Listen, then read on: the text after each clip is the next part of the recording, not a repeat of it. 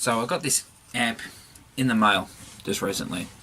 So this one I'm just going to put in lieu of the 50 VA one that I've got. This one's supposed to be 500 watt at 50 volts. I've still got to get a power supply, so for now I'm just going to use my 24 volt one. It says it'll work, but obviously I'm not going to get the same power output. Let's give it a crack.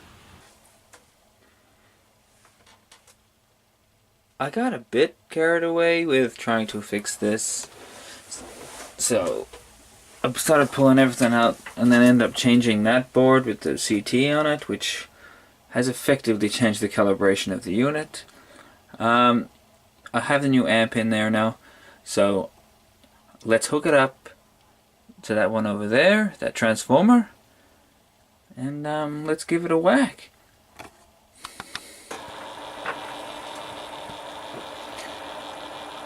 Alright, so we have it hooked into this transformer. You can see up here 226 volts. Let's look at the sine wave. I think that's pretty good. So that's at 50 Hertz. So if I'll just flick it around, 50 Hertz.